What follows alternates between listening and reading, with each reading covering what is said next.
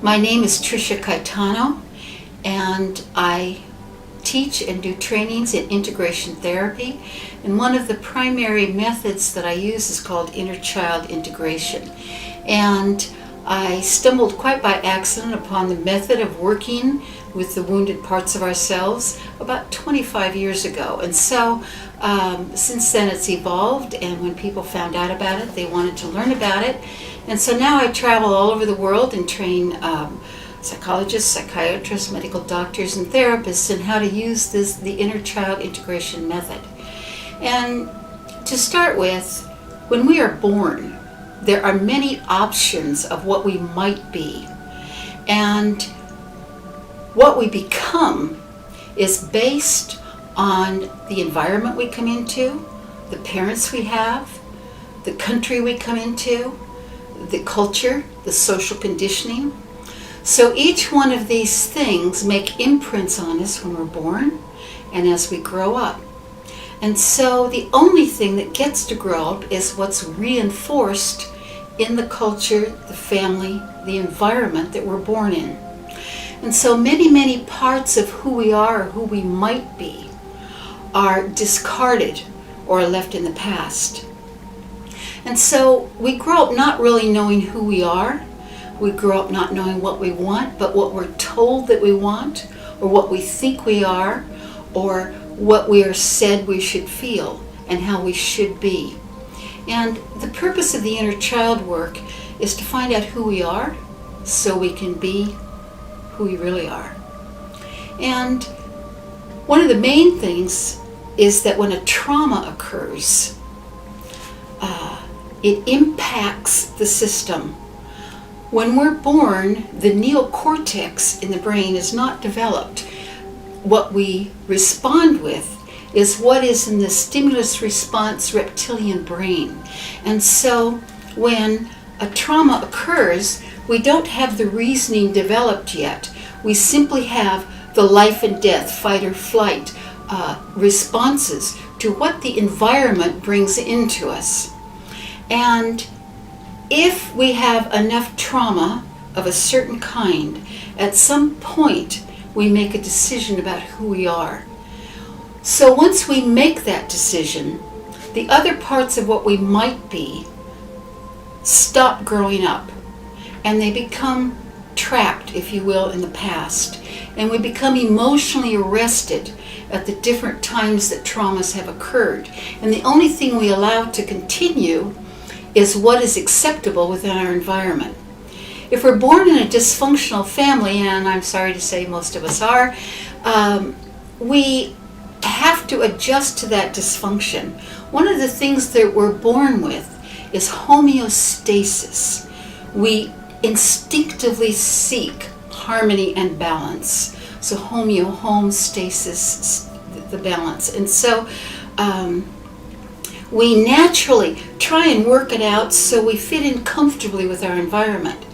If we're born into an environment where we're nurtured and we're respected and we're allowed to experience and explore, where we have positive boundaries that teach us responsibility and awareness instead of fear and inhibition, then we grow up healthy and we never see those people in our office.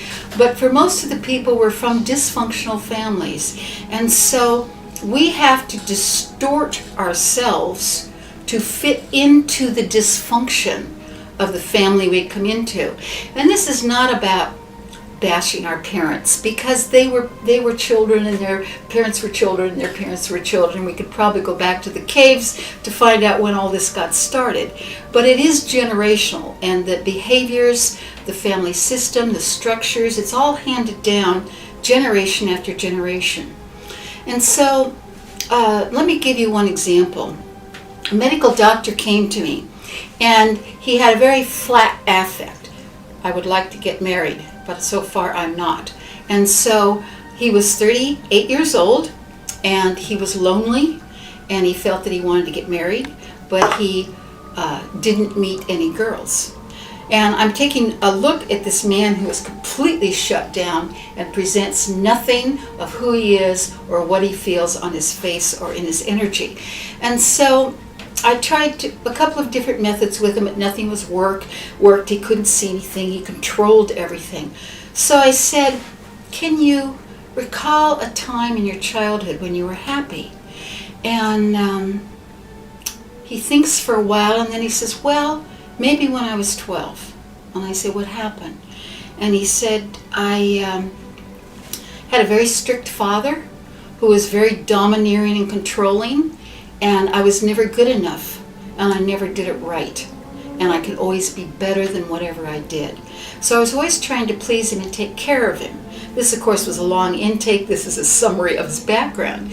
And so when he was 12 years old, he went to school, and an art teacher came. And so he did a drawing, a painting with the other students. When the teacher saw it, she said, this is amazing. I have never seen a student with the natural talent that you have in art. She said, this is an incredible thing. You must pursue becoming an artist. So finally, something's right. So he takes his picture, he goes running home to his father and said, look, here's what the teacher said. It's a perfect picture. And his father, who was a doctor, and the grandfather, who was a doctor, but his father was a doctor, looked at the painting, grabbed it, tore it to shreds, and said, this ridiculous nonsense, you will never do this. You will be a medical doctor. And that's where he died. That's where he ended. Because all these years he'd been trying to please his father. And finally there was one thing he did perfect, and that was imperfect. And so he became a medical doctor, and all of what he might have been was arrested in the past. And so recovering these things and using them is what it's about. I'm going to give you one more case, one more example. A woman came to me because she had attempted suicide, and the third time she had attempted suicide, she almost made it and had been in a coma for 2 weeks. Well, strangely enough, in the United States, if you commit suicide, it's against the law. Well, if you're dead, what does it matter? But don't even try and understand these things. So she was mandated that she had to get into therapy. She was under heavy medication. So the first thing we did was start working with her confidence and her self-worth so she'd get off the medication. And her background is that she was born into a wealthy family, and her father had a great deal of money and businesses, and the mother was a social butterfly, if you will. And when she was a little girl, she loved to dance. So her mother said, well, okay, yes, you can do ballerina, that's all right. And so she took up the dancing, and she loved it. And she had the right body for it, the long legs, the slender hips, the stretch of the arms and the neck. And she was absolutely perfect for the dancing, and it was her passion. And when she was 17 years old, she was accepted into the New York Ballet, which is pretty amazing. And so she told her mother, I've been accepted in the New York Ballet, so I can go to New York now and become a dancer. Her mother said, what? You're not going to become a dancer. That's not proper. You're going to marry the right man and do the right things and live the right kind of life. And so she went to the University of Colorado so she could ski in the winter, and she went to the University of Hawaii in the spring and fall so she could surf, and she married an advertising executive and lived the perfect life until she tried to kill herself. And then she tried to kill herself again. And the third time she came to me, and we began to work. She began to work. I'm just the tool. And I want to read you a letter that this woman wrote to me, because I worked with her about 20 years ago. And she came to me when she was about 30. So you want to say, well, yeah, but her passion was the dancing. This is what she was meant to be. This is what she should have done. So now what are you going to do? And just so you know, it's never too late. You're never too old. You always have options, and you always have choices. And so this woman went on to teach drama and creative art to children in school, and now she has her own company, her own theater company, and acts in her own plays. And so I want to read you a letter that she wrote to me just recently. We did a lot of regression work, a lot of inner child work, and then we did a progression into the future of the present life. If she could create what she wanted to be now that the dancing was no longer available. And this is the letter. I'm living the life I saw in your office so many years ago during the regression progression that we did. I'm constantly aware of the magic of my life and what we did together. I love you and I think of you often. You are always present in my heart. Sorry, this touches me.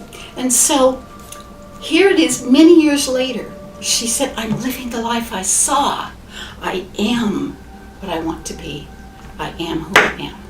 And so I guess I would say with the inner child work, what you do is you set yourself free to make conscious choices, to live your life and feel the joy of living.